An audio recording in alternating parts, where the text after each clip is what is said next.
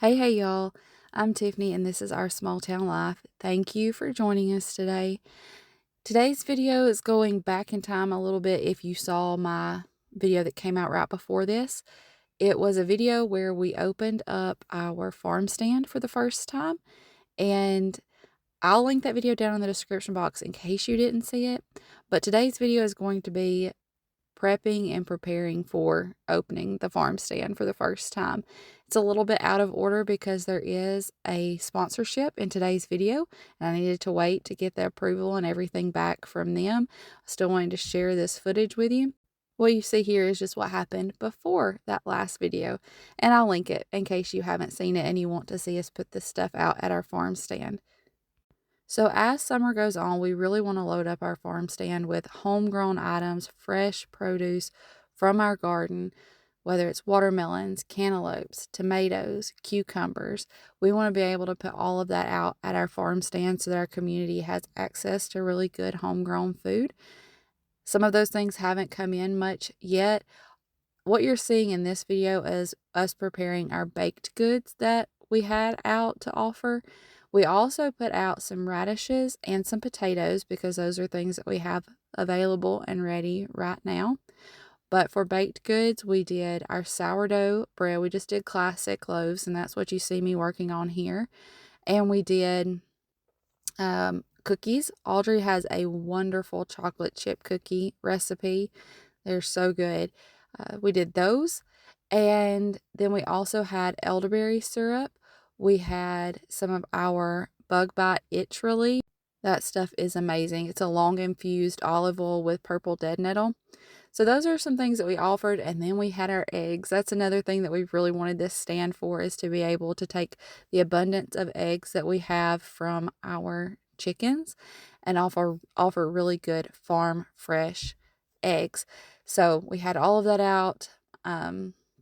But what you're seeing in this video is the baked goods and the elderberry syrup. I'm getting my elderberries out right now to start working on that. These are elderberries that we harvested off of our property last year, and I froze them. I've made a couple of batches of elderberry syrup with them already, and our elderberry plants are currently in full bloom, looking beautiful, and we should have lots of elderberry again this year, good Lord willing. Now, I'm not going to make you sit here and watch me pull every elderberry off of these stems. And I will say, when it comes to fresh berries, freezing them ahead of time makes a big difference. You can knock a lot of them just straight off if you shake the bag.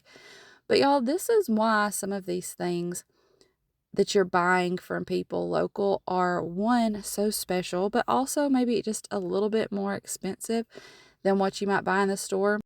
I feel like ours is priced pretty competitively, but I'm just saying in general, the amount of time and attention and hands-on, someone having their hands on the product and really taking care of giving you something that's really good, it takes a while. I picked elderberries for a while and then went through and picked stems out for a while. I enjoy it. It means a lot to me to be able to dedicate time to making a really good product for our family and for other families. But it does take a little while. It takes a lot of while, actually. Okay, so I got my elderberries all picked off and then got my water ready. In the meantime, I got that cookie dough and was baking cookies, just kind of multitasking and washing up my jars because I'm going to can this elderberry syrup. I used to make single batches for our family. We've made elderberry syrup here for years. And I used to make single batches at a time and just put it in one jar, put it in the refrigerator. And then I started working on a canning recipe, researching canning recipes, formulating my own, making sure it was just right to be able to can it and keep it on the shelf.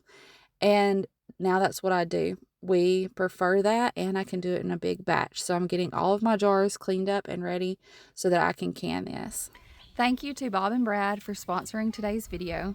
It's because of amazing viewers like you and some really great sponsors like Bob and Brad that I am able to do what I love and share our life with you.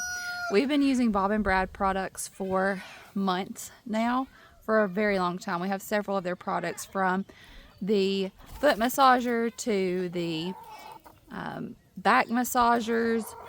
We have their heating pad. That's one of my favorites. It's a weighted heating pad. It's very soft. Amazing products. We've been impressed by the quality of everything that we have. We've been impressed with everything from the quality to the customer service and everything in between. I'm not going to share anything with you that I don't feel like I can get behind 100%. And if it's not great, I ain't going to share it. Y'all, we love Bob and Brad products. The most recent product that we have received is the bullet massager. And I love that I can charge it. You don't have to use it with it plugged in. It has several interchangeable heads and a booklet that kind of tells you uses for each of those things. So Justin, he holds a lot of tension in his neck and shoulders. And so we've used it almost daily for him in that area. I have kids that play sports, and after long practices or long weeks of practices and games with sore muscles, they have used it. I've used it on my legs to kind of help with some restless leg type symptoms, and it's just been super handy to have for a variety of different things. Bob and Brad has a lot of really great products though, and I'll put a link down in the description box. I'll link this new bullet massager, but you can also check out their website to see what else they have, and I'll put a discount code for you. This new little gadget we got though, it may be a new favorite. It's way up there. Bob and Brad have been helping people for years. If you don't know, they have a YouTube channel with a lot of great physical therapy information, and they've been helping people for years, and these products are a continuation of that. Thank you again to Bob and Brad for sponsoring today's video. Now back to our regular content. Back to our elderberry syrup. I already have my berries and my water in my pot there, and I'm adding in some of my spices. Those cinnamon chips are so nice, y'all. I ordered those off of Azure. I don't know that I had ever really seen cinnamon chips before. Maybe I've just been missing out, but I like using these. I used to use whole cinnamon sticks, and you could still do that in this, but I like having those cinnamon chips on hand because I use them for so much. The flavor one is really, really delicious in the Azure cinnamon, but also I can use them in my tea strainers that I steep tea in, whether it's goldenrod tea or whatever it is that I might want to add some cinnamon flavor to. I can put those chips in it. So it's that nice in between of a cinnamon powder and a cinnamon stick. So anyway, I got that in there along with all of my other spices that I put in my elderberry syrup.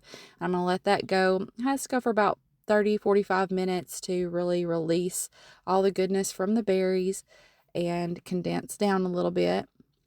In the meantime, we were packaging up the first of the bread that was done. We didn't do just a ton of bread for this first day.